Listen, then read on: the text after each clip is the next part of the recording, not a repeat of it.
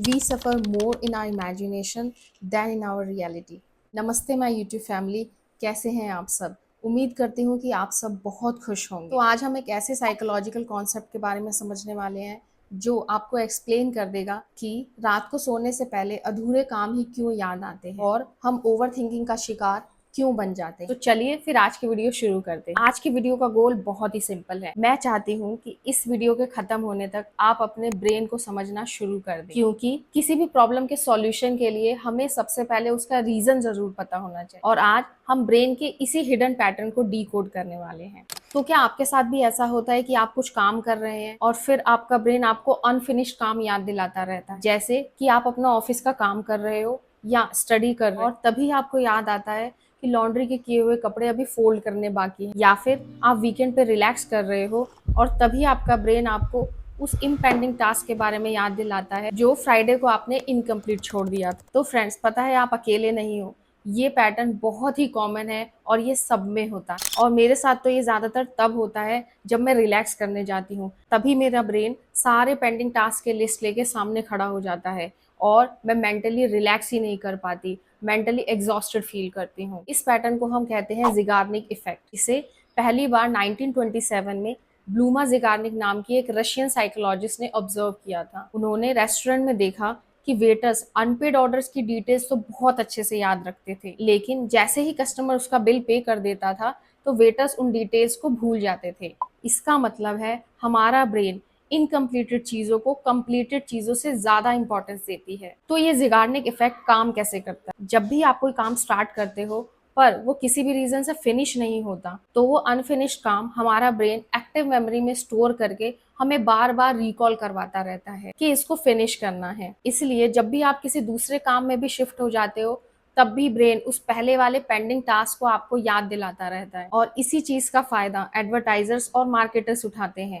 जब वो आपको उनकी अपकमिंग मूवीज की कोई ट्रेलर या टीजर दिखाते हैं, जिससे कि वो आपके ब्रेन में as an incomplete task add हो जाए और जब तक वो आप मूवी देख ना लो तब तक आपको उस टीजर की याद आती रहे। या फिर कोई टीवी सीरियल जिसका एपिसोड एक ऐसे मोड पर लाकर एंड कर दिया जाता है कि आपको अगला एपिसोड देखने की क्रेविंग होने लगती है। तो इस ब्रेन पैटर्न को हम अपने एडवांटेज के लिए कैसे यूज कर सकते हैं? एडवांटेज 1, ये हमारा प्रोक्रेस्टिनेशन तोड़ सकता है। अगर कोई भी काम हम किसी भी रीजन की वजह से शुरू ही नहीं कर पा रहे, तो आप बस 5 मिनट के लिए जरूर उसे स्टार्ट कर दीजिए, क्योंकि जैसे ही ब्रेन वो टास्क स्टार्ट कर लेगा वो नेचुरली उसे कंप्लीट करना चाहेगा। एडवांटेज 2, अगर आप स्टूडेंट हैं या कोई कॉम्पिटिटिव एग्जाम की तैयारी कर रहे हैं तो ये ट्रिक आपके लिए गेम चेंजर हो सकती है। हम में से ज्यादातर लोग एग्जाम से एक दिन पहले पूरी रात जागकर सारा सिलेबस एक ही दिन में याद करने की कोशिश करते हैं, पर ज़िगार्निक इफेक्ट के अकॉर्डिंग हमारा ब्रेन ऐसे बेस्ट परफॉर्म नहीं करता। अगर आप 5 घंटे लगातार पढ़ने की बजाय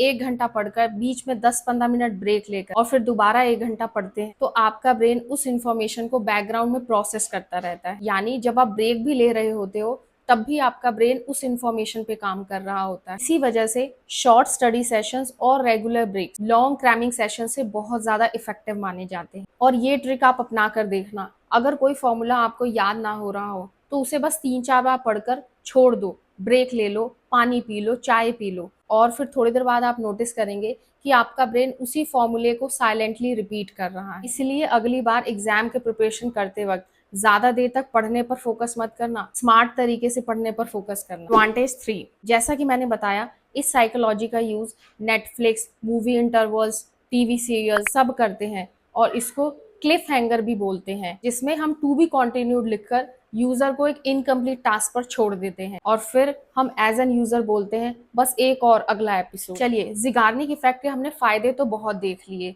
पर जैसा कि हमें पता है कि हर सिक्के के दो पहलू होते हैं, पॉजिटिव और नेगेटिव। ज़िगार्निक इफेक्ट के भी डिसएडवांटेजेस भी हैं। Disadvantage 1, cognitive overload, that is brain overloading, जो हमारे फोकस को इम्पैक्ट करता है। इसको हम एक एग्जाम्पल से समझते हैं। आपके लैपटॉप में अगर एक या दो टैब्स ओपन हो तो आपका लैपटॉप बहुत स्मूथली चलेगा, पर वहीं अगर आपके लैपटॉप में 50 टैब्स ओपन हो तो लैपटॉप हैंग होने लगता है। ठीक वैसे ही हमारा ब्रेन भी काम करता है। हर अधूरा काम, pending emails, incomplete project open tabs की तरह हमारे ब्रेन में बनने लगते हैं और ब्रेन उन टैब्स को बैकग्राउंड में बार बार प्रोसेस करता रहता है। रिजल्ट, आप किसी नए काम पर फोकस ही नहीं कर पाते। Disadvantage 2, anxiety and overthinking. जब ब्रेन के पास बहुत सारे ओपन टैब्स होते हैं तो वो उन्हें क्लोज करना चाहता है और इसी वजह से हमारे ब्रेन में एक कांस्टेंट टेंशन बनी रहती है। दिमाग शांत ही नहीं होता, बिना किसी रीजन के एंजाइटी फील होने लगती है क्योंकि हमारे अधूरे टास्क हमें मेंटली थकाने लगते हैं और वो इनकम्प्लीट चीजें लूप में चलती रहती हैं जो एक दिन हमें ओवर थिंकिंग की हैबिट दे देती हैं। Disadvantage 3, rumination. एक ही बात को बार बार सोचना। अगर हमारी किसी से आर्गुमेंट हो जाए तो 3 दिन बाद भी हम शावर लेते वक्त ये सोचते रहते हैं कि उस टाइम मुझे ये जवाब देना चाहिए था। और जिगार्निक इफेक्ट इस रूमिनेशन को और पावरफुल बना देता है क्योंकि ब्रेन उस इनकम्प्लीट सिचुएशन को क्लोज ही नहीं होने देता। Disadvantage 4, impostor syndrome. आपने कभी फील किया है कि आप बहुत कुछ कर रहे हैं लेकिन फिर भी लगता है मैं इनफ नहीं हूँ, मैं सबसे बेस्ट नहीं हूँ, मैं सबसे पीछे रह गया हूँ। ये फीलिंग कई बार इसलिए आती है क्योंकि ब्रेन कंप्लीटेड अचीवमेंट्स को सेलिब्रेट ही नहीं करना चाहता। उसका फोकस हमेशा पेंडिंग लिस्ट पर बना रहता है। 10 काम कंप्लीट हुए, ब्रेन उन्हें इग्नोर कर देगा और 2 काम जो बचे हुए हैं ब्रेन उस पर ज्यादा फोकस करेगा, जिसकी वजह से हमें लगता है कि हम इनफ नहीं हैं। तो चलिए, ज्यादा डिसअपॉइंट होने की जरूरत नहीं है।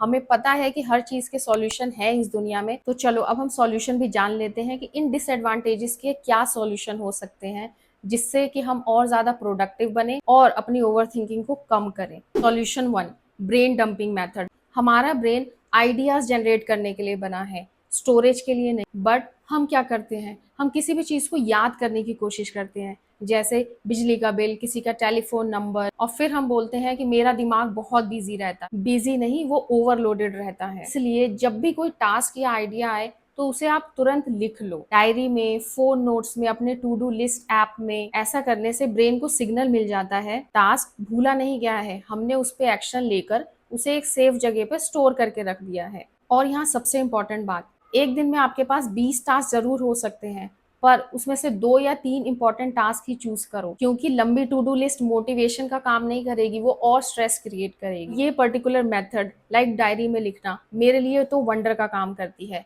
मैं जैसे ही रात को सोने से पहले अपने पेंडिंग लिस्ट डायरी में नोट डाउन करती हूँ, अगले दिन मेरा ब्रेन उन चीज़ों को ऑटोमेटिकली कंप्लीट करवाने लगता है और फिर रात को सोने से पहले उन पेंडिंग लिस्ट में जो कंप्लीट हो गए उनको कंप्लीटेड चेक करने का एक अलग ही मजा है। Solution 2, 2 minutes rule. अगर आप सिर्फ ये एक हैबिट बना लेते हैं ना तो आपकी प्रोक्रेस्टिनेशन आधी कम हो जाए। रूल बहुत सिंपल है, अगर कोई काम 2 मिनट से कम समय में हो सकता है तो उसे आप प्लीज कर दीजिए क्योंकि हम सोचते हैं हम बाद में कर लेंगे, लेकिन वही छोटे छोटे काम हमारे ब्रेन में ओपन टैब्स बन जाते हैं जो हमें मेंटली एग्जॉस्ट करते रहते हैं। Solution 3, Cliff hanger technique. अगर आप किसी इंपॉर्टेंट प्रोजेक्ट पर काम कर रहे हैं और आपका फ्लो भी बहुत अच्छा चल रहा है तो उसे हमेशा पूरा फिनिश मत करो, थोड़ा सा काम जानबूझकर अधूरा छोड़ दो क्योंकि जब कोई टास्क हमारे ब्रेन में पेंडिंग छूट जाते हैं ना तो हमारा ब्रेन उस पर और अच्छे से काम करता है उसे कंप्लीट करवाने के लिए।